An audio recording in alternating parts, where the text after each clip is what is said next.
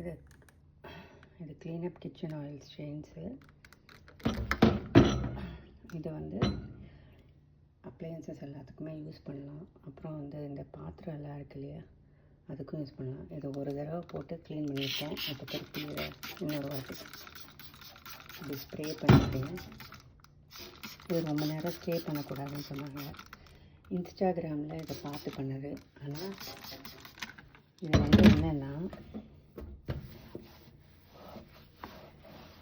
உடனே வைப் பண்ணணும், ரொம்ப நேரம் ஊற வைக்கக்கூடாதுன்னாங்க. இது செகண்ட் டைம் நான் திருப்பி இதை அப்ளை பண்ணுறேன். ஸோ இது எந்த அளவுக்கு ஜஸ்ட்டு வைப் பண்ணணும், ப்ரஷ் பண்ணக்கூடாதுன்னாங்க. ஸோ இந்த இடத்துலலாம் கொஞ்சம் திக் ஸ்டெயின்ஸ் இருக்குது.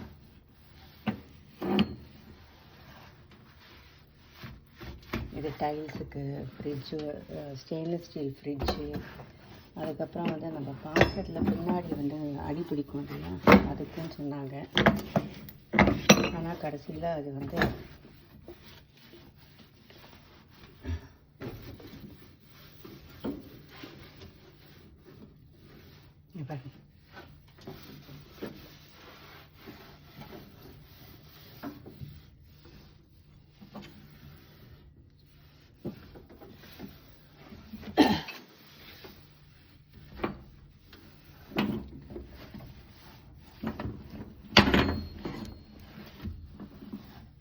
பார்த்தீங்களா, ஸோ க்ளீனாக அதை வந்து திருப்பி ஒரு பவுண்டி வச்சு நல்லா தொடச்சா இது போயிடும்னு நினைக்கிறேன்.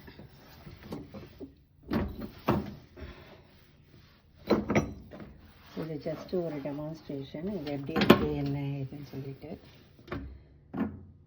இது டைல்ஸு கூட யூஸ் பண்ணலாம். டைல்ஸு கூட இது ஈஸியாக இதுவாகுது, டைல்ஸு கூட போகுது. ஸோ இது முடிஞ்சதுக்கப்புறமா காமிக்கிறேன். ஃபுல்லாக க்ளீன் பண்ணி முடிச்சதுக்கப்புறமா இது எவ்வளோ க்ளீனாக இருக்குதுன்னு. ப்ராடக்ட் வாங்கினது வர்த்து மாதிரி தான் தெரியுது. இது வந்து வால்மார்ட்டில் கிடைக்கிது. இது இன்ஸ்டாவில் பார்த்தேன், பட் வாங்கினது வந்து வால்மார்ட்டில் தான்.